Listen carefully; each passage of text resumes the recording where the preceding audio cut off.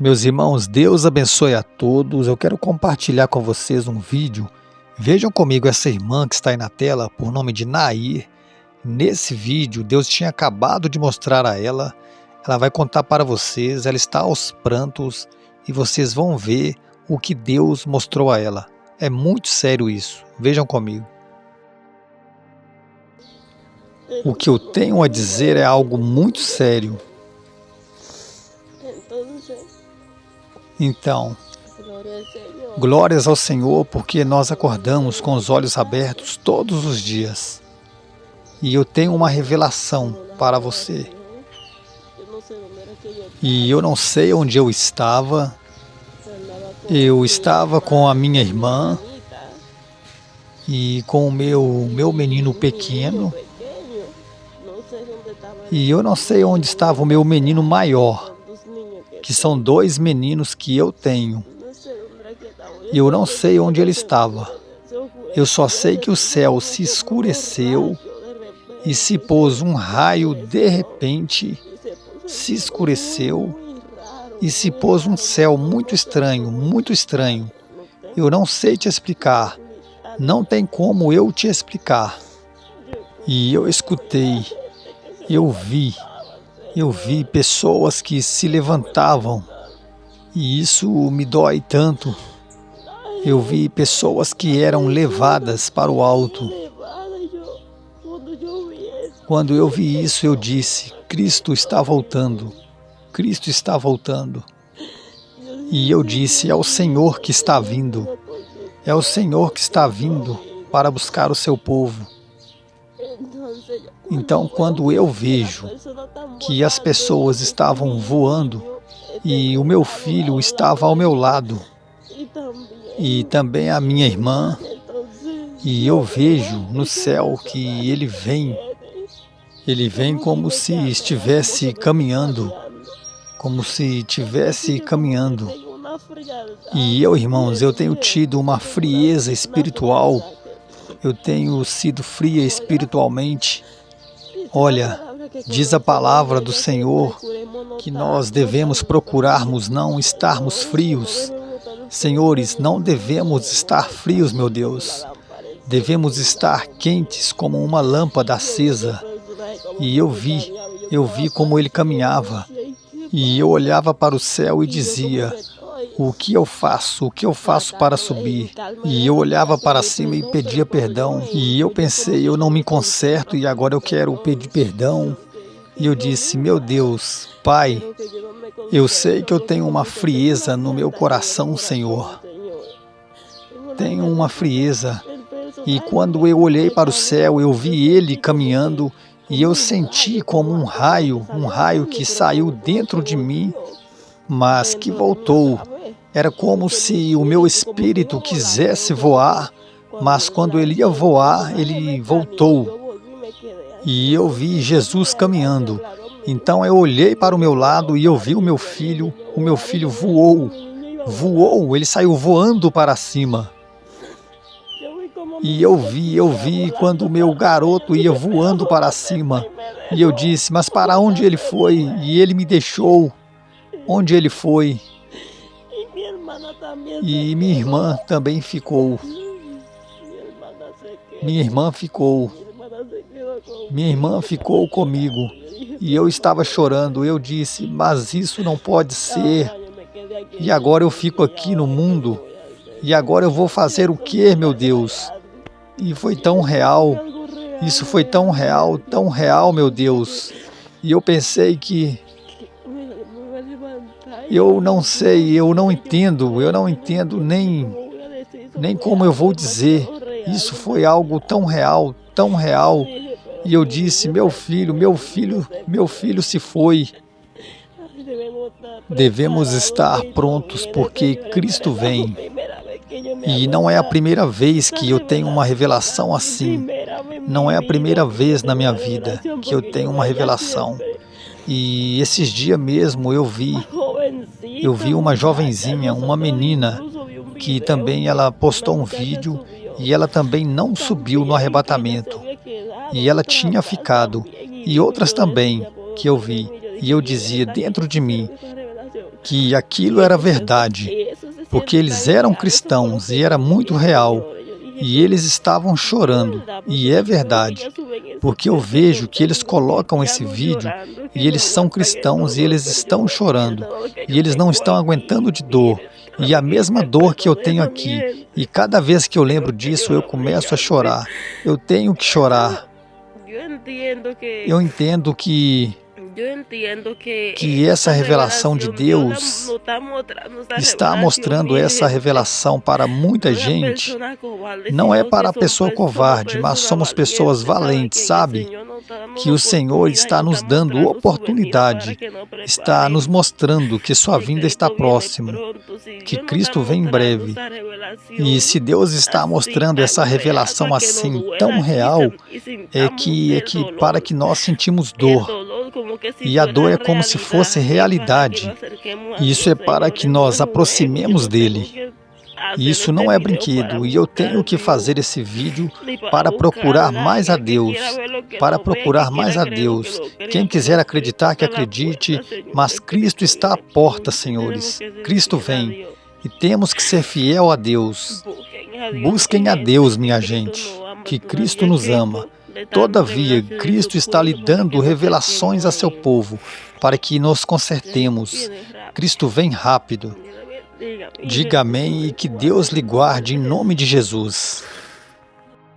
Meus irmãos, agora escute esse áudio. Hoje nós estamos vivendo uma situação, especificamente no Brasil, de muita gente falando sobre o Apocalipse. E, infelizmente, a maioria desses que estão falando do Apocalipse não tem o conhecimento para tal. Então, normalmente eu ouço coisas como: olha, eu não sou nenhum doutor, eu não sou nenhum teólogo, eu não sou estudioso, mas eu acho. Se tem uma coisa que você não pode falar que acha, é sobre a volta de Jesus. Se tem uma coisa que não dá para você falar, quem sabe, talvez é assim, é sobre a volta de Jesus. O arrebatamento da igreja, você deve ser ou ter uma precisão teológica e escatológica muito grande para abordar o assunto. Eu cresci lendo e ouvindo sobre o tema. Existem algumas linhas sobre essa situação. Eu sei que, ainda mais 2, 3 semanas que passaram, muitos pastores disseram o seguinte: olha, a igreja vai passar pela tribulação. A igreja vai sofrer a tribulação. Cheguei a ouvir um pastor dizendo: nós todos vamos morrer. Você vai morrer, sua mãe vai morrer, seu pai vai morrer, seu filho vai morrer. Eu falei, que mensagem boa de se ouvir, né? Mas eu gostaria de mostrar para você uma realidade muito sobrenatural sobre o arrebatamento da igreja. Se todo mundo concorda que nós estamos perto do retorno de Cristo, e o retorno de Cristo é depois de 7 anos de tribulação, e nós estamos muito, gente, mas muito próximo do retorno de Cristo. Quão mais perto nós estamos do arrebatamento da igreja, que é 7 anos antes do retorno de Cristo. O arrebatamento da igreja é uma doutrina muito simples. De acordo com o texto aqui lido, o arrebatamento acontece 7 anos antes do mundo entrar numa tribulação terrível. Essa tribulação será caracterizada por um homem chamado Homem da Destruição, ou o Iníquo, ou mais conhecido como o Anticristo. E ele inicia o seu governo no início da grande tribulação. Ele vai ter 3 anos e meio de paz e prosperidade, e depois vem repentina destruição. Esse homem, ele é colocado no poder para governar o mundo por um chamado que a Bíblia chama também de falso profeta. E esse falso profeta, imitando João Batista e Jesus, ele induz Israel a aceitar o anticristo. É evidente que Quando você olha para o cenário profético, o que você deve perceber e olhar e prestar atenção nesse cenário profético é que precisará de um homem vir e acabar com a guerra, acabar com a miséria, acabar com a crise econômica, política, social. Esse cenário para o anticristo já vem montado desde a pandemia. Eles prepararam todo o cenário do mundo para o anticristo. Então escute o que eu vou te dizer. A qualquer momento o anticristo vai dar as caras. Escute bem, o anticristo já existe. Ele já é um homem influente, muito rico, já tem idade para governar. A qualquer hora vão indicar esse homem. Diante disso que eu falei para você nessa breve atualização, quando e em qual cenário que acontece o arrebatamento da igreja? O arrebatamento da igreja é um evento que descreve o arrancar da igreja. Quando Deus toca a trombeta, porque a Bíblia diz, ao ressoar a trombeta de Deus. Não tem a ver com as 7 trombetas do Apocalipse, porque lá são trombetas do anjo. O anjo toca as trombetas no Apocalipse. No arrebatamento, 1 de Paulo aos Tessalonicenses, capítulo 4, versículo 16, diz: ao ressoar a trombeta de Deus, os mortos em Cristo ressuscitarão primeiro, depois nós, os que ficarmos vivos, seremos arrebatados. Quando Deus tocar a sua trombeta, a igreja sobe. Ela não fica na terra. Ela é retirada da terra. Nós que cremos no arrebatamento, nós não estamos esperando um anticristo. Quem não crê no arrebatamento, ele está esperando a manifestação do anticristo. Ele não está esperando Jesus voltar. Ele está esperando o anticristo aparecer. Mas nós não somos dessa forma.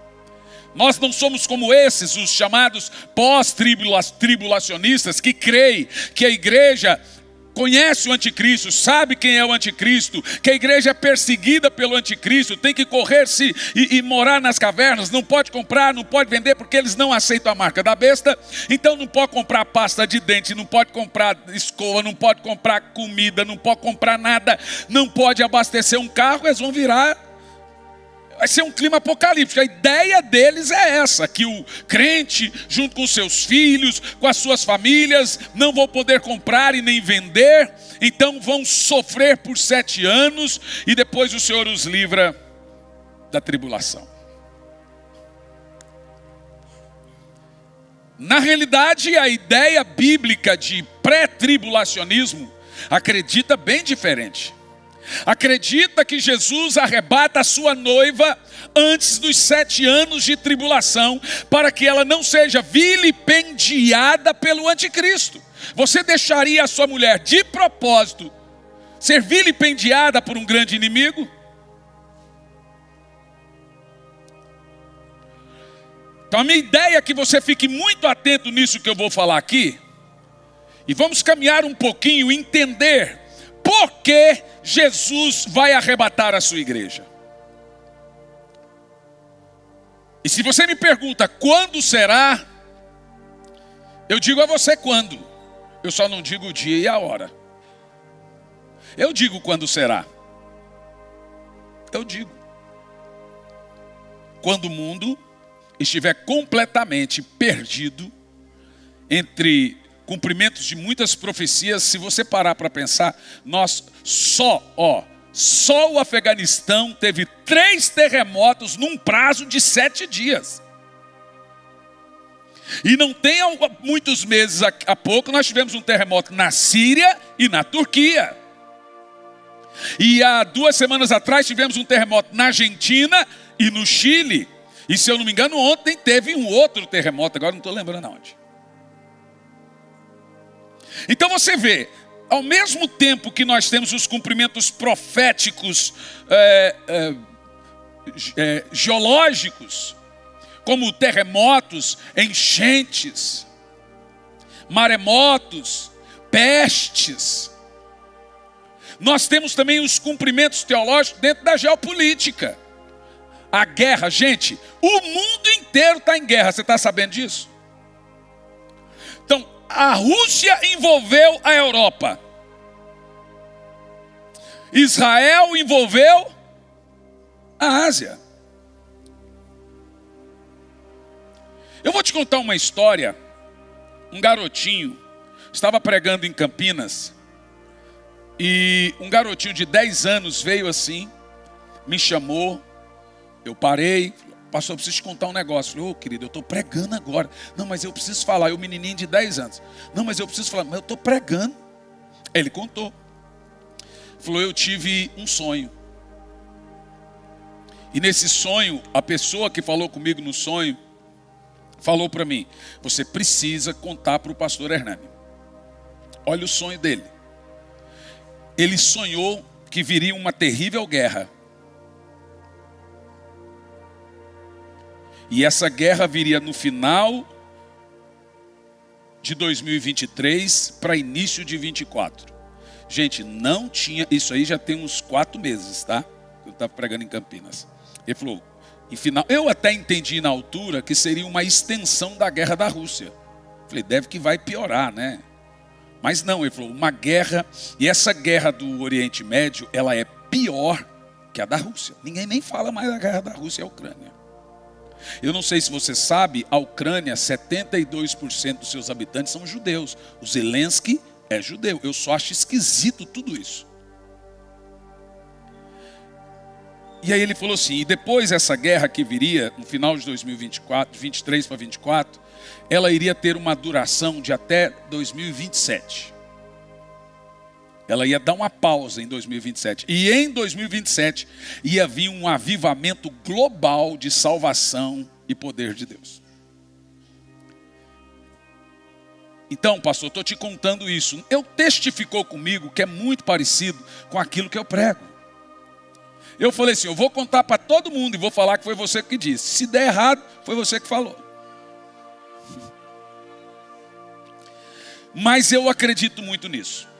Eu achei que foi uma coisa assim, um garoto de 10 anos de idade mostrar, e Deus tem falado. Eu fiquei muito preocupado essa semana com esse fato desse profeta judeu fazendo milagres e sendo chamado de Elias. Depois você escreve Anuca com Y e Anuca com K, você vai ver ele fazendo milagres, tem as páginas em inglês mostrando, e o povo chamando ele de Elias. Misericórdia. Isso me preocupou. Isso é preocupante. Agora, para nós, e olhe bem para mim, agora eu me dirijo a vocês, que cremos no arrebatamento da igreja. É isso que importa, né? O que aguardar? Como aguardar? O arrebatamento descreve o arrancar da igreja, e isso, presta atenção, de forma secreta e de súbito. Significa que você será arrancado da terra num abrir e fechar de olhos, num piscar de olhos, você será arrebatado. 2 estarão no campo, um levado, outro deixado. 2 estarão no moinho, um levado, outro deixado. 2 estarão numa cama, um levado, outro deixado. Então você começa a imaginar que quando a Bíblia fala de arrebatamento, a palavra arrebatamento naquele texto inicial, 1 Paulo Tessalonicenses 4,16, vem da raiz grega arpazo e significa pegar, levar pela força, agarrar, reivindicar para si mesmo, sequestrar. A palavra arrebatamento está na Bíblia e a ideia é sequestro, ser tirado de súbito. A ideia é que o Senhor Jesus vai levar você sem aviso prévio. Você vai estar lavando louça, vai estar fazendo a grama, ou dirigindo, ou pilotando um avião, você será tirado. Antigamente se cantava uma música muito bonita, né? Não sei se vocês sabem. Muito em breve vai sair uma notícia de um povo que desapareceu. Era um povo muito humilde, que aqui muito sofreu. Aquele povo era o povo de Deus. Olha, para o pessoal que reclama da gente aqui no clube. Ó. Onde está aquele povo barulhento? Onde está que não se vê nenhum irmão? Alguém com voz de lamento vai dizer nesse momento: a Graça Church foi embora para Sião. Ah, meus irmãos, deixa eu te dizer uma coisa. Eu acredito fielmente que nós estamos há algumas décadas, ou até menos que isso, do arrebatamento da igreja. Agora, eu tenho pregado, você vê, eu tenho pregado tanto sobre avivamento por causa do meu desespero. Por quê? Eu quero ganhar o máximo de pessoas até chegar esse dia. Por isso, estão profetizando por aí uma colheita na próxima década de mais de 2 bilhões de almas para Jesus no mundo todo. É isso, ó. Estão falando de mais de 2 bilhões de almas salvas no mundo todo na próxima década. Aleluia! Quem aqui quer subir com Cristo? Quem vai ficar feliz quando Ele voltar? Eu não. Eu vou subir feliz.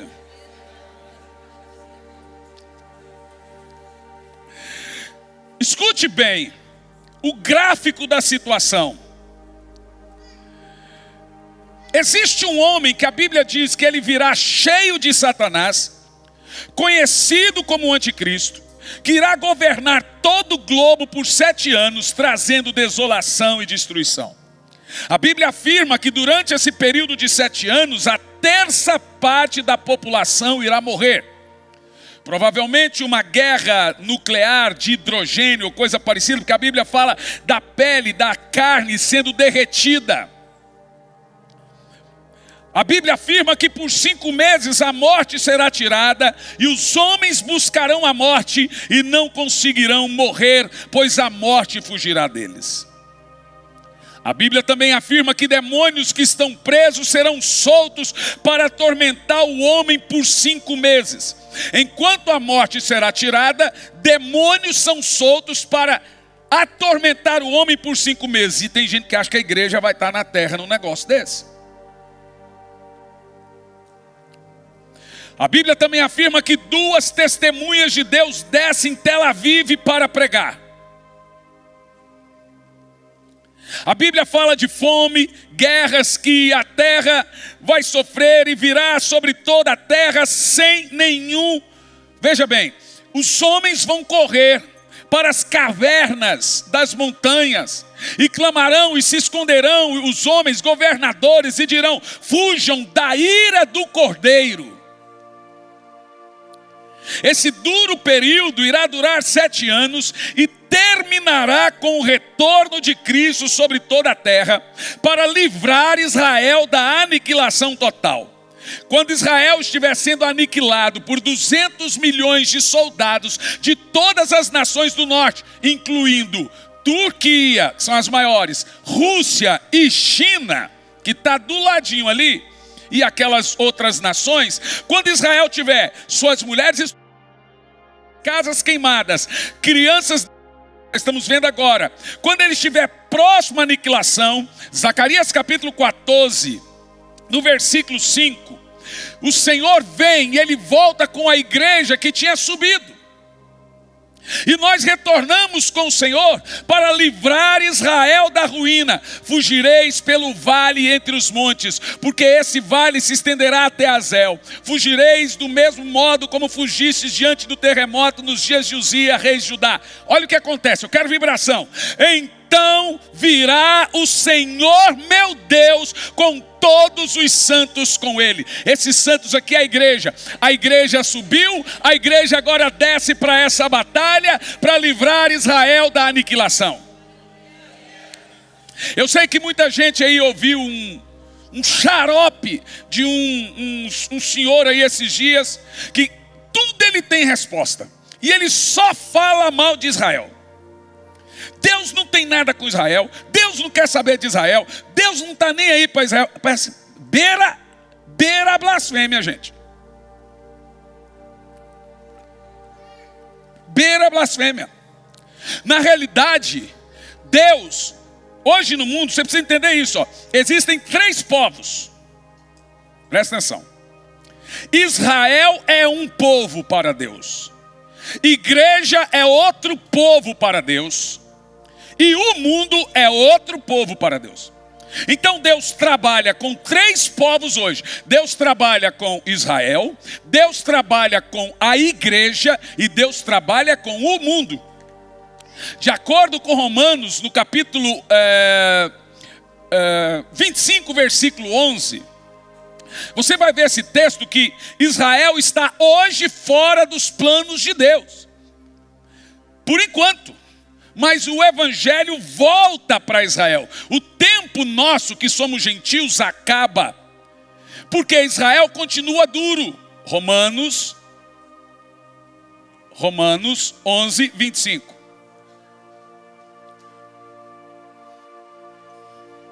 Irmãos, não quero que ignoreis esse mistério para que não sejam presunçosos. Olha o que Paulo falava. Israel experimentou o endurecimento em parte. Por que ele usa a parte assim, em parte? Porque ele está querendo dizer que não é todo Israel que ficou duro. Alguns se converteram. Os 12 discípulos, o próprio Jesus era judeu, a igreja nasceu em Jerusalém. Então, Israel experimentou um endurecimento em parte. E eles vão continuar duros até quando?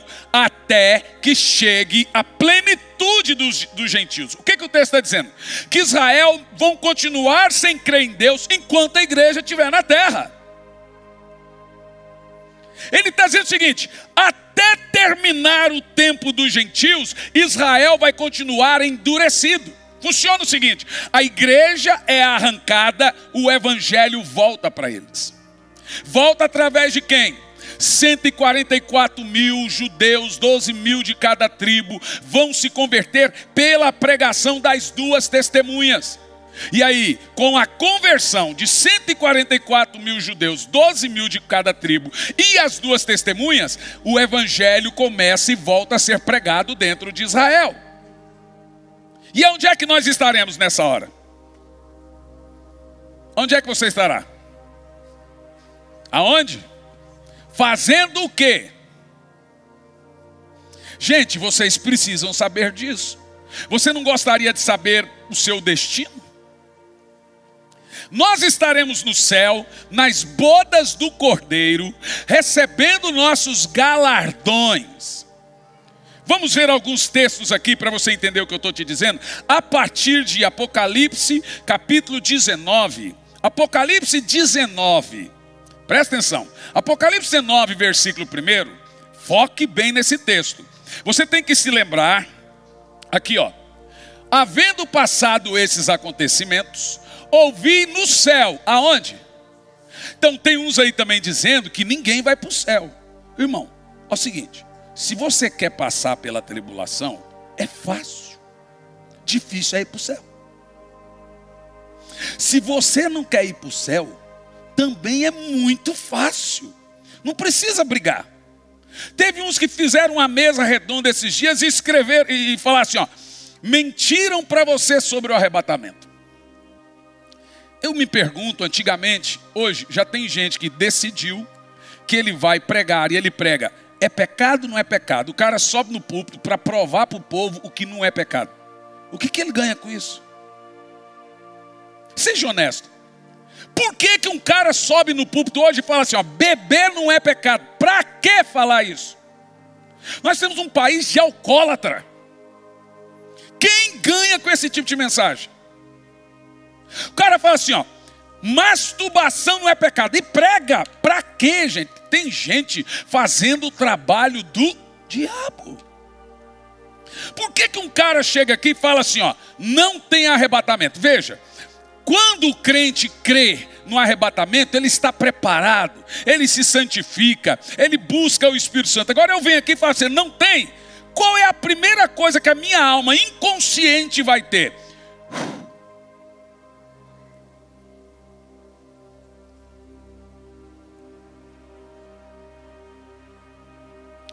Presta atenção.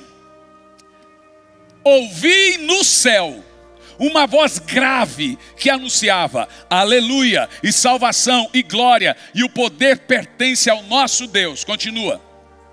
Porque verdadeiros e justos são seus juízos, e ele condenou a grande prostituta que corrompia a terra com a sua sedução, e das mãos dela vingou o sangue dos servos. No verso 1, presta atenção, nós temos a ideia do céu se abrindo e a igreja entrando. Está dizendo, essa igreja que cantou aleluia e reina, salvação, anjo não canta salvação, nunca foi.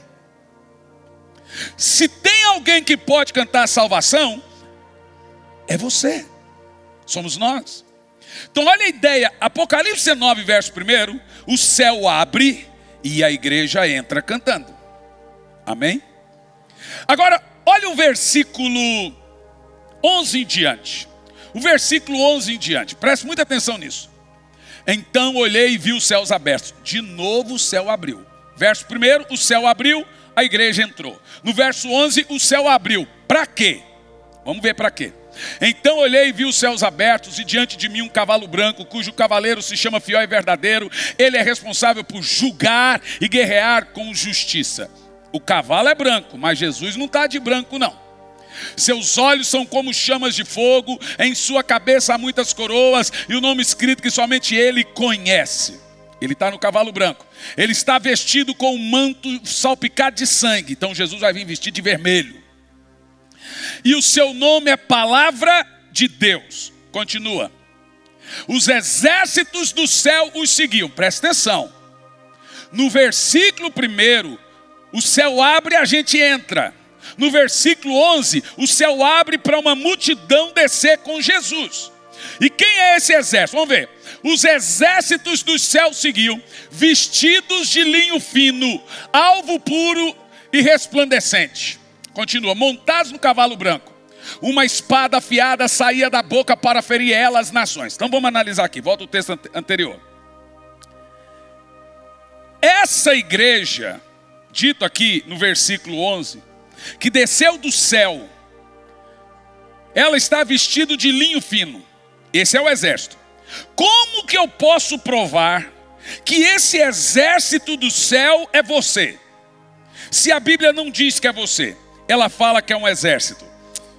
Nos versos 6, 7 e 8 desse capítulo. Vamos ver. Você precisa se lembrar que o exército que desce do céu está vestido de linho fino. Linho fino. Então vamos ver. Então ouvi algo semelhante ao som de uma grande multidão, com estrondo de muitas águas e poderosos trovões, que bradava: aleluia, porque o Senhor nosso Deus reina. Continua, 7. Alegremos-nos, exultemos e damos glória, porque chegou as bodas do Cordeiro. Opa, quem está no céu ali? Quem está no céu ali? A igreja fazendo o quê? No casamento, as bodas do Cordeiro. Está comigo aí ou não? Olha o que essa igreja recebe. E a sua noiva está preparada. Aqui está dizendo o seguinte, que no verso 1 a igreja subiu. No verso 6 a igreja agora vai receber as suas vestes nupciais. Tudo isso é um simbolismo. E o que simboliza essa veste? Primeira veste que a igreja recebe, verso 8, está lá, ó. Para vestir-lhe, foi-lhe providenciado, linho fino. Por quê?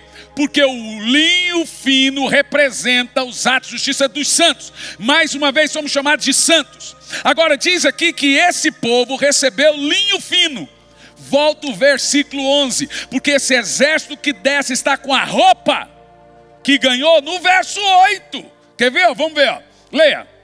Então olhei e vi o céu aberto diante de mim, com um cavalo branco, cujo cavaleiro se chama Fiel e Verdadeiro. Ele é responsável para julgar e guerrear com justiça. Seus olhos são como chamas de fogo, sua cabeça muitas coroas, nome escrito que ninguém conhece, só ele. Ele estava, quem? Vamos lá. Estava vestido, manto salpicado de sangue, o seu nome se chama Palavra de Deus. Esse é Jesus. E nós? Os exércitos dos céus seguiam. O que tem esses exércitos aqui? Vestidos de linho. Veja bem, a igreja chega lá noiva, se casa e se transforma num poderoso exército.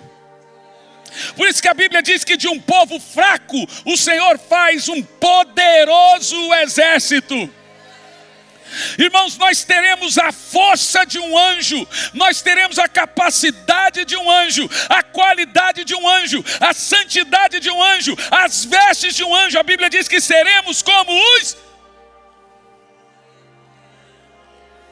Por isso que eu digo que o céu é maravilhoso. Existe, olha aí, tem uma aventura no céu violenta. Olha a aventura que nós vamos passar aí, ó. Como é que o céu pode ser monótono se nós vamos viver dando bicuda nos capeta? Então eu estou aqui no céu, eu falo, vou dar uma ida ali em Júpiter. Gente, presta atenção. É maravilhoso ser cristão, é maravilhoso ser igreja. Tem gente que não percebeu que até essa frieza espiritual de muita gente, que já tem anos, desde a pandemia que não vai na igreja, acostumou com o culto online, até isso é cumprimento profético. A Bíblia diz que nos últimos dias as pessoas teriam coceira no ouvido, não aceitando a mensagem de correção, não aceitando a mensagem de exortamento, não aceitando ser corrigidos. Ninguém vai subir ao céu quase crente. O arrebatamento é uma realidade santificatória. O arrebatamento é uma realidade que enche você do Espírito Santo. O arrebatamento é uma realidade que leva você aos pés da cruz para orar. O arrebatamento é chamado na Bíblia de a santa, a devota, a maravilhosa esperança.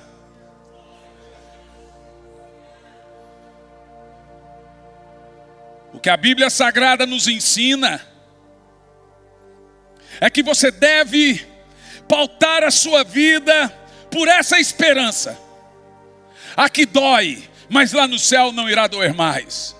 Aqui sofremos, mas lá não terá mais dor. Aqui tem depressão, mas lá não terá mais. Aqui terá carne, lá não terá mais carne. Aqui haverá dor, haverá lágrimas, mas lá não haverá mais noite, não haverá mais lágrima, não haverá mais angústia, não haverá mais males. O céu é um lugar de paz, de alegria. Bendita a esperança, bendita a esperança, bendita a esperança. Quem aqui eu vou conseguir levar para o céu comigo?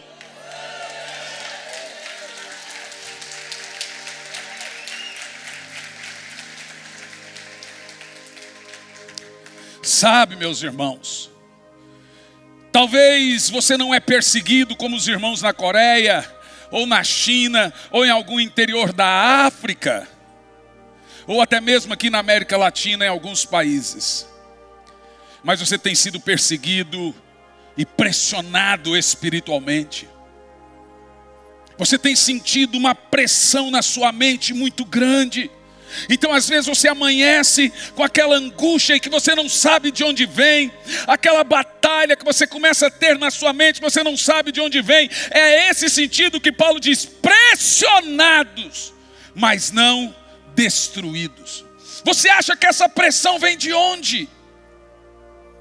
Um dia você está bem, no outro dia vem aquele aperto no peito, parece que o coração está desse tamanho. É essa pressão que o diabo exerce aos santos do Senhor. Mas aquele que perseverar até o fim será salvo. Vai chegar a hora que isso não vai mais fazer diferença. Eu estou aqui falando com gente que vai entrar no céu, com gente que vai ver o Senhor. Está chegando o dia de subir, está chegando o dia de sumir, está chegando o dia de cantar diante do Cordeiro. Ao que está sentado no trono, seja a honra, seja a glória, seja o louvor para todo sempre. Aquele que é digno, aquele que é, aquele que era e aquele que há de vir, Jesus Cristo o Senhor. Mas dê um brado a Ele, glorifique a Ele, santo é o Senhor. Pense, nós vamos cantar diante dEle todas as nossas canções. Talvez algumas Ele vai dizer: essa eu não quero ouvir. Mas eu acredito que quase todas as canções serão cantadas. Imagina você diante do Cordeiro cantando Yeshua. Talvez não Yeshua, porque ele tem um outro nome lá no céu que só ele conhece, ninguém conhece. Esse é o nome dele terreno. Então a Bíblia diz que estaria escrito na sua coxa o seu nome que ninguém conhece. Oh meu Deus, como deve ser esse nome? Por enquanto nós temos o nome de Jesus. De acordo com Filipenses 2:6, ele não usurpou em ser igual a Deus, mas assumiu a forma de servo e se esvaziou, e tendo feito em forma de homem, a si mesmo se humilhou. Por isso Deus lhe deu um nome que está acima de todo nome, para que ao nome de Jesus se dobre todos os joelhos dos que estão no céu, na terra e embaixo da terra, e toda língua confesse que Jesus Cristo é o Senhor, para a glória de Deus. Está chegando a hora de nós olharmos para Ele e dizermos tudo que está entalado aqui, a esse Jesus que nunca vimos, mas o adoramos, e agora vamos vê-lo face a face.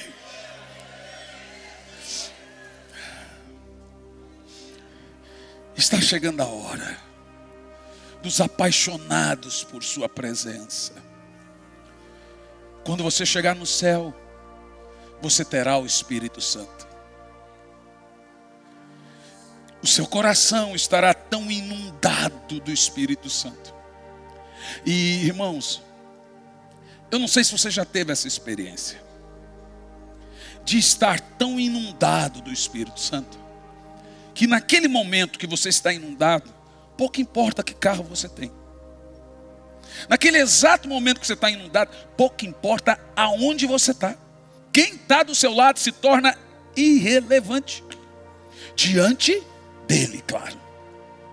Agora pense, algumas pessoas perguntam, como é que nós vamos viver toda a eternidade? Mas não vai ser monótono? Quando você está inundado do Espírito Santo, é monótono? Imagina você cheio do Espírito Santo. Hoje, amanhã, você dorme cheio do Espírito Santo, você acorda cheio do Espírito Santo, por 1000 anos cheio do Espírito Santo, 2000 anos cheio do Espírito Santo, por toda a eternidade, o Espírito Santo te inundando da presença dele, e quando você olha para Jesus, você fala, meu Deus, pensa comigo.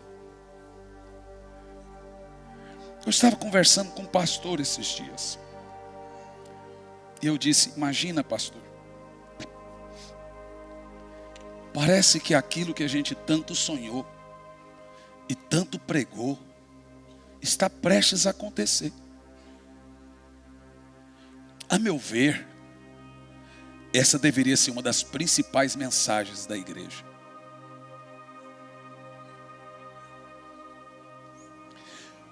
Preparar os santos para o dia de Cristo. Preparar os salvos para o dia de Cristo. Pregarmos avivamento até doer a língua. Porque o avivamento é justamente isso que eu estou pregando. Inundar o coração das pessoas do Espírito Santo.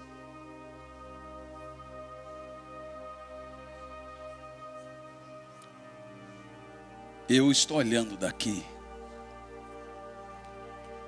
E eu estou vendo o Espírito Santo inundando corações.